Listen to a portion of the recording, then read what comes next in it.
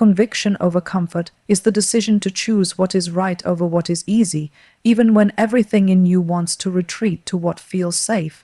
It's that moment when you realize comfort has been lying to you. It whispered things like, "Stay here, it's not that bad," or at least you know what to expect. But deep down, you know that comfort has become a prison. A pretty one, maybe, but a prison nonetheless. Conviction doesn't whisper, it calls, and not gently. It demands something from you. It shakes you out of your numb routine and asks the hard question: are you living in truth or just surviving in routine? We've gotten too good at soothing ourselves into passivity. We scroll past our calling. We silence our purpose with distractions. We choose people who drain us simply because we're afraid of being misunderstood if we walk away. But conviction won't let you stay there. It stirs in your gut at night when everything's quiet. It reminds you that the things you're tolerating are the very things stealing your time, your peace, your identity. It won't let you make peace with the parts of your life that are out of alignment. Comfort says, "It's fine." Conviction says, "This isn't who you are." There's a cost to listening to conviction. That's why most don't. Choosing conviction means you might lose friends. You might have to leave the room where you've always been the most liked. You might disappoint people who benefited from your silence. But if you ignore conviction for too long, you begin to lose yourself. You become a watered-down version of who you were created to be, pleasing everyone, impressing no one, and impacting nothing. Conviction asks you to do what's uncomfortable because comfort never produces change. Growth hurts, honesty stings, boundaries shock people who are used to your access. But if you want to live a life that actually means something, you don't get there through ease. You get there through fire. Conviction is that fire. It's the pain of pruning, the ache of leaving behind the old, the discipline of choosing long-term purpose over short-term approval. And it's terrifying because it strips away the crutches. It tells you you don't need their permission, you don't need their understanding, you don't even need their applause. What you need is obedience to the voice inside that says you were made for more. You can't fake conviction. It's not about hype. It's not about loud declarations or polished words. It's the quiet, gritty resolve that keeps moving forward even when nobody's watching, especially when nobody's watching. Because conviction doesn't need a crowd, it needs your decision. It needs you to look at the comfortable parts of your life, the ones you know deep down are holding you back, and walk away, not tomorrow, not someday, now. Brutal honesty is not cruelty, it's clarity. It's looking in the mirror without blinking, without flinching, and without softening the truth to make it more bearable. It's not about being harsh for the sake of being harsh. It's about finally refusing to lie to yourself. Because let's be honest, we've all done it. We've said, "I'm fine," when we were falling apart. We've said, "It's not that bad," when we knew it was killing us inside. We've excused toxic people, bad habits, and cycles of compromise, all in the name of keeping the peace. But brutal honesty doesn't care about keeping the peace if that peace is fake. It wants real. It demands truth, even when it hurts, especially when it hurts. You can't grow where there's denial. You can't heal what you refuse to acknowledge. And the longer you avoid being honest with yourself, the deeper the damage goes. We tell ourselves lies because they're convenient. I can change later. They didn't mean to hurt me. Maybe it's just a phase. But deep down we know better. We feel it in our gut, the unease, the restlessness, that nagging voice that says, "This isn't it." But instead of listening, we silence it with distractions, with busyness, with fake smiles. And so we stay stuck, pretending to be okay while falling apart silently. Brutal honesty breaks that silence. It interrupts the performance. It strips away the excuses and forces you to confront what you've been avoiding. It's the voice that asks, "Why are you really still there? What are you afraid to admit? What truth have you been avoiding because you're scared of what it might cost you?" And yes, it costs. Brutal honesty will cost you comfort, illusions, even relationships that were built on false versions of you.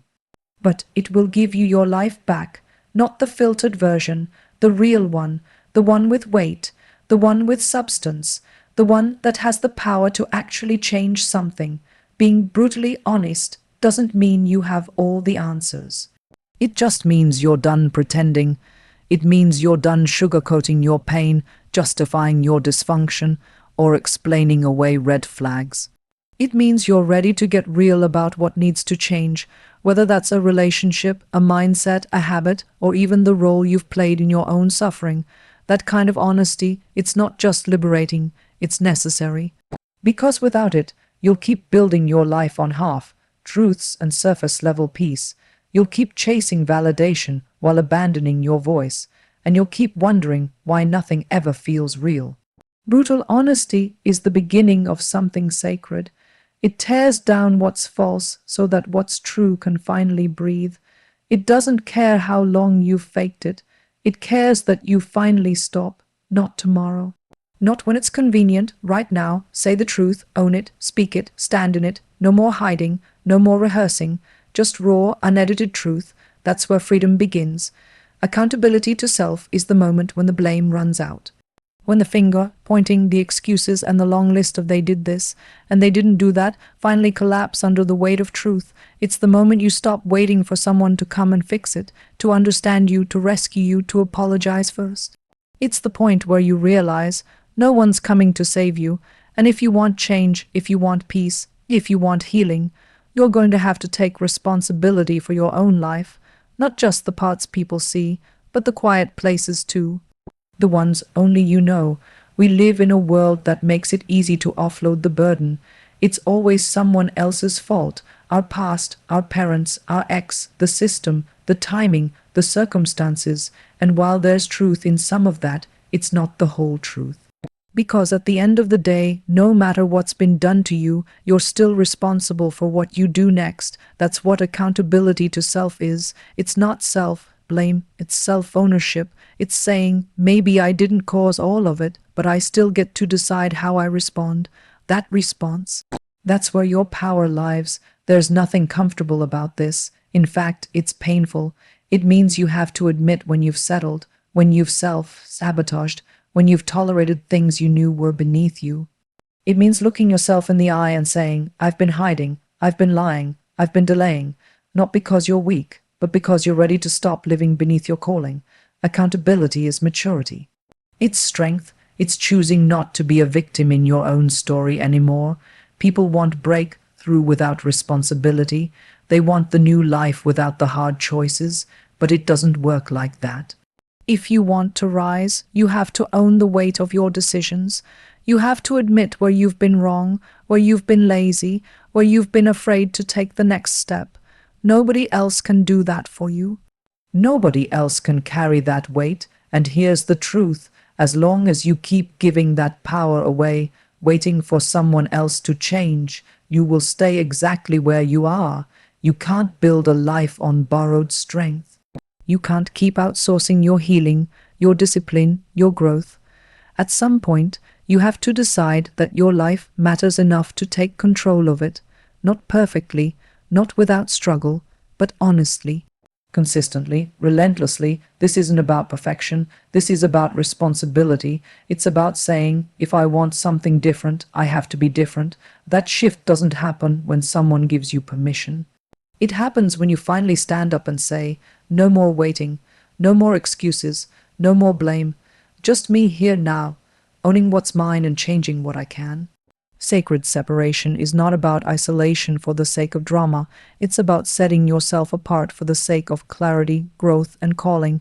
It's when you recognize that not every connection deserves access, and not every relationship can come with you to where you're going. It's when you start to understand that your peace, your vision, your soul needs space, real space, not 5 minutes of quiet in a chaotic day, but the kind of separation that breaks routine, that creates a border between what was and what must be.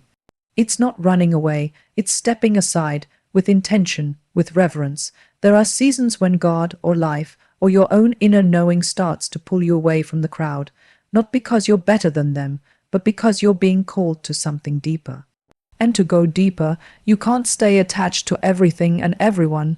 You can't keep explaining yourself to people who are committed to misunderstanding you. You can't keep shrinking yourself to stay accessible. Sacred separation says, I love you, but I need to go. And not out of bitterness, not out of anger, but out of a fierce commitment to your own becoming. The problem is, we confuse connection with closeness. We think being available to everyone is somehow a virtue, but all it really does is drain us. We spend so much of our energy maintaining relationships that no longer reflect who we are. We keep showing up to places we've outgrown. We keep participating in conversations that suffocate us. Sacred separation calls that out. It says, you don't owe anyone continued access to a version of you that no longer exists. That's not selfish, that's stewardship. Sometimes the most spiritual thing you can do is walk away. Not slam the door, not cause a scene, just walk quietly, boldly, fully aware that the solitude ahead is not empty, it's holy. It's in that space, away from the noise, that your real voice starts to rise. Your clarity comes back, your convictions get sharper, and you remember who you are, not who you had to be to survive or to fit in. But it's hard, isn't it? Because separation feels like loss, and in a way, it is. You lose access to the familiar, you lose the comfort of being surrounded, you lose the illusion that you need their presence to be whole. But what you gain, presence with yourself, alignment with your purpose, intimacy with your own truth, is worth the shedding. Sacred separation isn't forever, but it is necessary. It's not punishment, it's preparation. Preparation for the next version of you that can't be born in the crowd, that can't be watered in shallow soil, that can't be rushed by noise or clutter. There are revelations you can only receive when you finally step back, tune in, and dare to be alone. Not to be alone, but to be whole. Urgency and resolve are the fire and the spine. The fire that wakes you up in the middle of the night because you know you can't keep living like this. The spine that holds you up in the daylight when it would be easier to fold, to hide, to wait for a better time. It's the moment when you stop saying someday and start saying now. Because here's the truth, your life is not on pause. Time is moving, days are passing, and every excuse, every delay, every rationalization is costing you something. Urgency doesn't panic, it just refuses to waste what's sacred. We've been taught to wait for the perfect moment, the perfect peace, the perfect mood, the perfect plan. But perfection is a lie, and waiting for it is just fear in disguise. Urgency says, what are you doing with what you already have? Resolve answers, I'll do what I can with all I have right here. Because you can't afford to keep circling the same mountain, replaying the same conversations in your head, staying stuck in the same emotional mud. You've seen enough, you've felt enough, you know enough. It's time to act.